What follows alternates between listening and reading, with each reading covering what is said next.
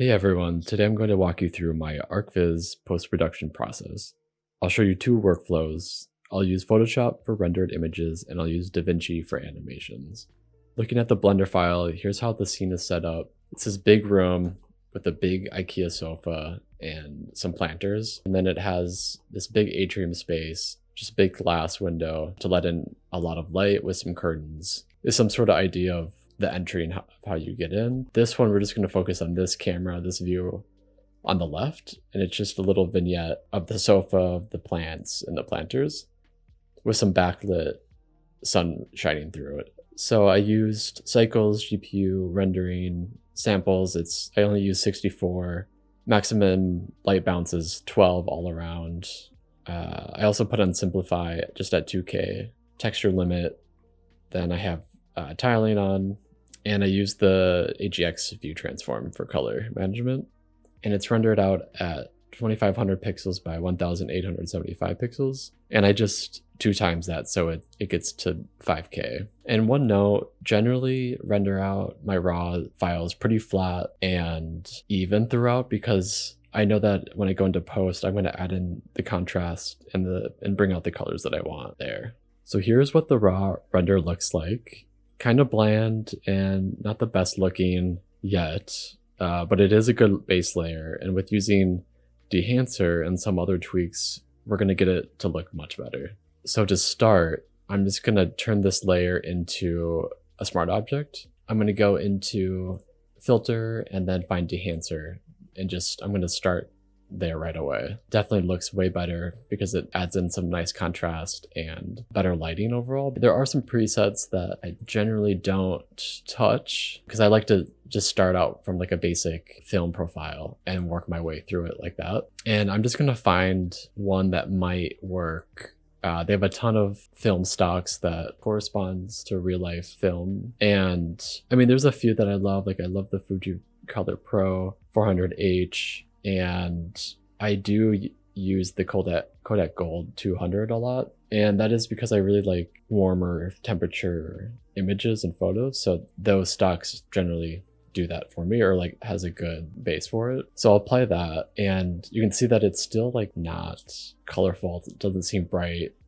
And that just is because we need to turn on some of these settings on the right. These are all the settings that you can change throughout. So right away, I'll turn on Film Developer, and I'll turn this up to usually 50, and that's just going to bring out a lot more colors. I'll always play around with this, but the contrast, I'll definitely add some in there, and you can see it's like really nice looking. But I'm going to turn it back because we can always add more later. And then the film compression, I don't think I'll have too much on this, although just seeing this, I'm going to add in a little more exposure because we do want it to be really bright and golden. And maybe this is the film compression starting to work. And you do see like in this area right here, it just takes back the brightness a little bit.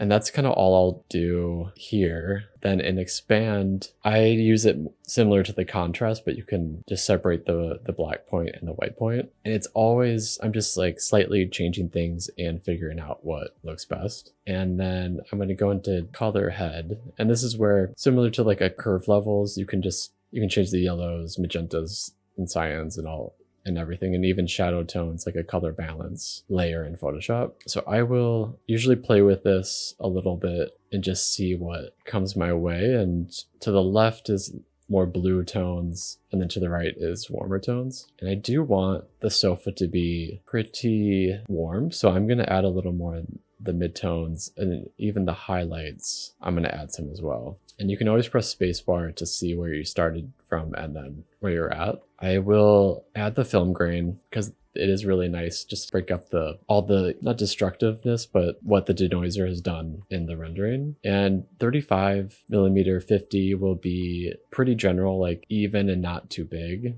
Halation is definitely important in my renderings because I love to have a dreamy nostalgia feel to my images. So what this does is just going to add in some red glow on the brights. It definitely can get overpowering, and I will usually go to custom from the 35mm and then just like take the impact down by half. And now you can see it's just like a little something's there, but you don't fully tell when you're looking at the whole image. And then to continue, I love adding bloom. And this is one really easy, simple way to do it. And similar to the halation, I'll go to 35 mil and then see how that looks. And if it's too much, I'll just I'll just reduce it back a little bit. You can see the difference. And that is where I'll start. So I'll just press OK, and this is what it's looking like now. A lot better than where we started. So then I will go into, I also use camera raw filter to see if I can change some color tones. And this is just for me an easy way to adjust using the color mixer. And I want to change the oranges more into the reds, make the couch a little more red. And then the yellows are really playing with the greenery. So I'm actually going to turn that into more of the green. I like to add in mask with a linear gradient and just really help guide how I see the image. So the lower right is going to be the dark in the shadows. So I am going to just reduce it slightly there, and then also desaturate it just like a little bit. You can't really tell, but it's there. And then I'll do the opposite for where the light is coming from. And this just really boosts the sun glow and make the image really pop. I'll also add in a little more warmth. I can show you really how it's affecting. So without, like, you get the idea that it's a sunny room and it's backlit from this golden hour, but when you do this, you can tell there's a nice gradient of light pouring throughout the image. And this is how it's looking now. And just to see like the before camera raw filter and after. So I use these in tangent because I like the control more in camera raw, but I love like the big effects that Dehancer has and can do for the image. So now I'm going to add in a curved layer, and this is going to be for just adjusting the contrast and brightness levels and just seeing if I can tweak it a little more to what I want. And right now there are a lot of shadows and not a lot of highlights, but I think that's okay. So just brightening it up a little looks good to me so far. Then I'll add in a second curves layer, and this will just be for adding a little more color in the shadows and midtones. What I usually tend to do is add more blues in these deep dark areas, and I just like how this plays with the warmth of the rest of the images. And then I will add a second point here just to make sure that the rest of the image stays nice and warm. So it's really subtle, but I like how it looks overall, and these small little details are going to add up in the end. And then just to make sure that I have all of the colors where I want them to be, I'll add in a color balance and just play with the sliders and see like what happens. Like the color scheme is very red and like mint green and greens. So I just want to see what happens if I add in some green there, which I do like because it boosts the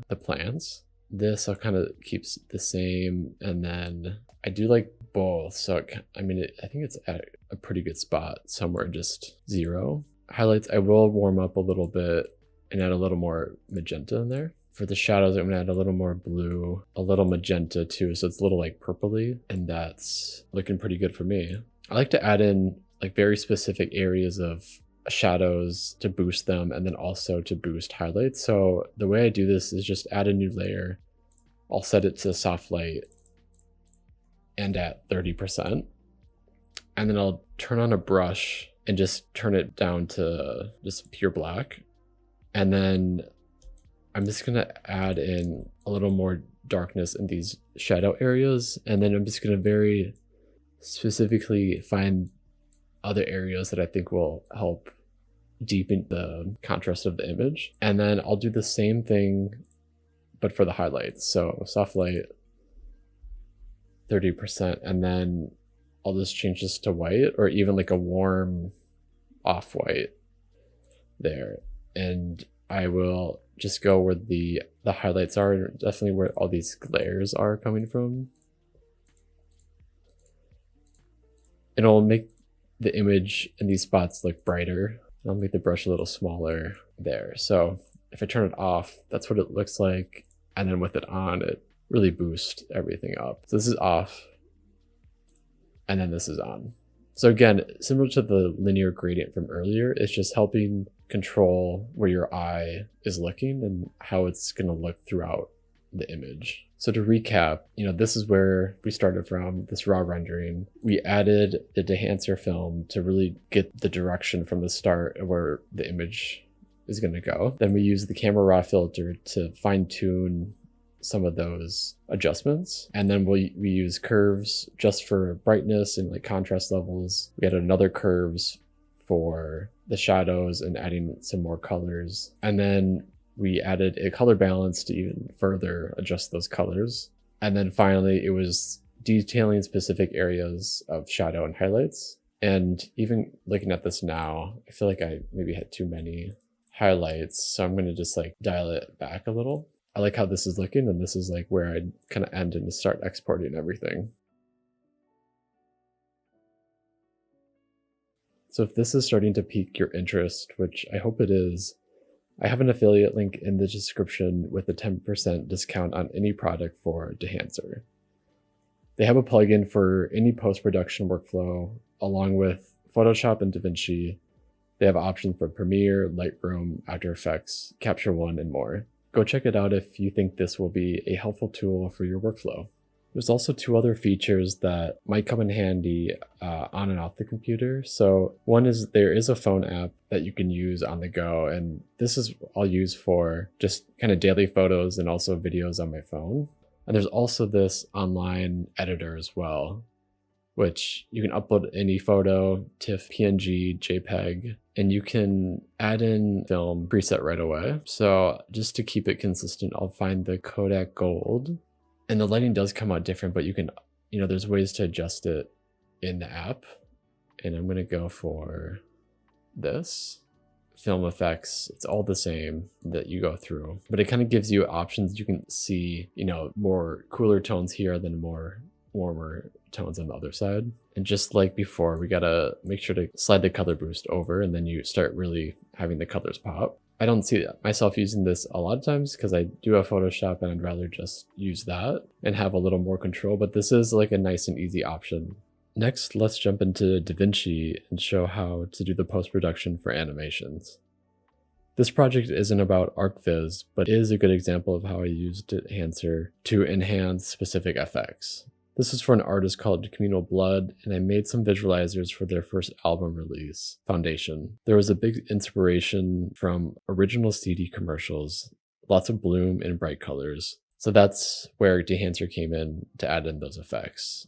And just to quickly show you the Blender file, this is how it's set up. It's very simple, the CD, all the cover art, the album art, and it's a very simple animation of just opening up the case to reveal the CD. For stills and animations, I render out TIFFs for the file format and at 16 color depth, and again AGX for view transform. Once I get into Davinci, I'll go into the media and I will go to File, Import, Media. I'll find my frames and I'll do Control A to select all, and then I'll open that. This will then convert it into one video file. So if I play it back, it'll show the whole animation here. And now that it's in the media, I'll go into the edit and just drag it into my timeline. The sequence isn't set up right. So I'm gonna go into project settings and change for vertical.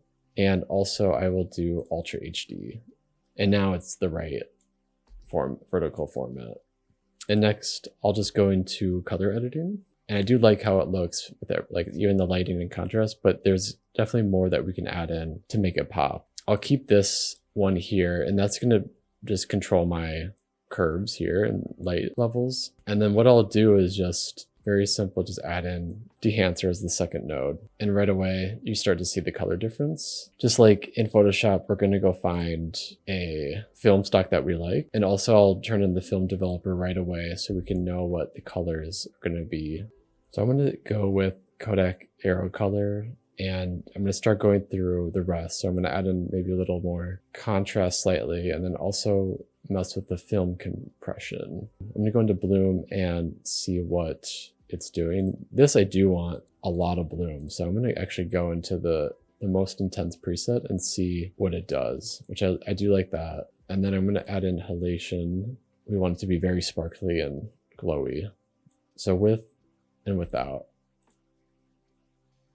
So with this, I really just adjusted the brightness a little bit, the contrast with the first node, and then Dehancer does the bulk of the work for me in this animation. It's just finding the film you like, adding in contrast and color, adding in film, halation, and bloom, and then I'll just go and export.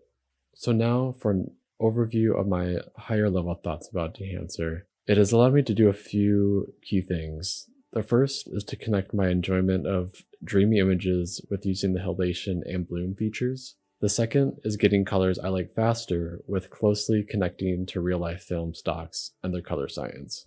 It has great features that I love to use on projects and can be useful for quick turnaround post-production solutions. But I do suggest that you go further and still make adjustments to what feels right.